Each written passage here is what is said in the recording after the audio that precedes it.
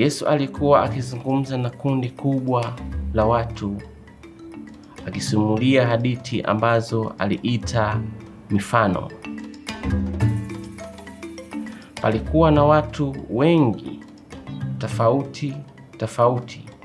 Miongoni mwao walikuwa viongozi wa dini.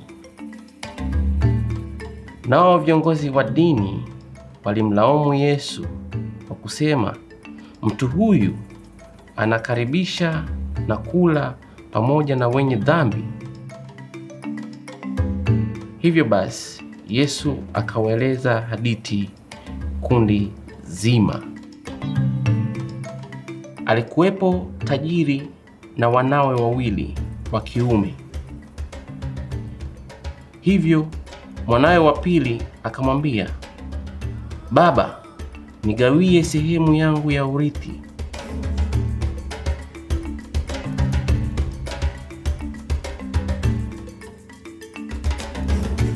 Naye baba alimgawia mali yake kati ya wanawe wawili na kumpa aliyeitisha.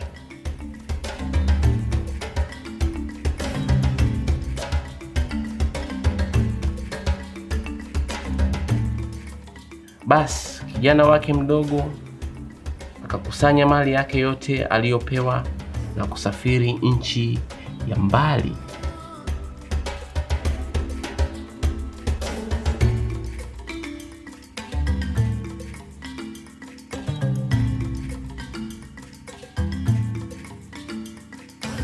Huko basi alitumia kila kitu alichokuwa nacho kwa kuishi kwa starehe na ulevi.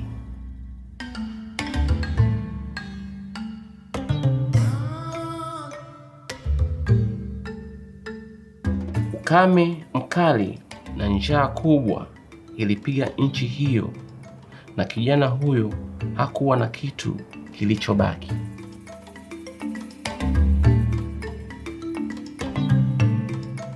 Kijana huyo ilimbidi kufanya kazi kwa mtu aliyekuwa na nguruwe, na kwa kuwa hakuwa na chakula, ilimpasa kula chakula alichokuwa akiwapa nguruwe.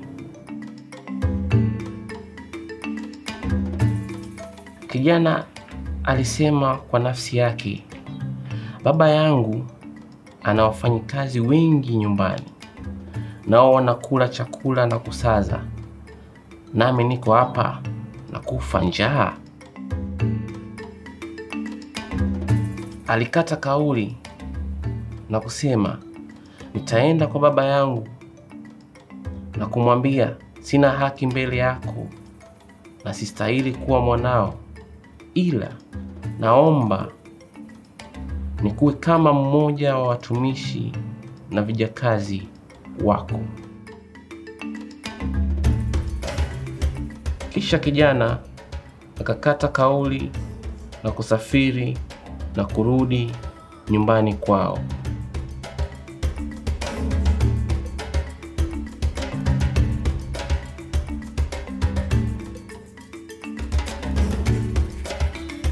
Wakati kijana alipokaribia, baba alimuona akija na akahisi huruma kubwa. Baba alikimbia kumlaki mwanawe na akamkumbatia na kumbusu. Kijana alianza kumwambia baba yake kwamba hafai kuwa mwanawe, lakini baba hakumsikiza. Baba aliagiza watumishi wake wamletee koti na viatu.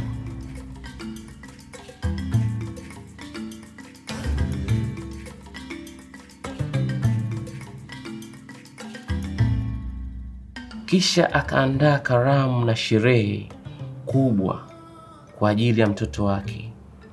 Na baba yake akasema, mwanangu alikuwa amepotea, lakini sasa amepatikana.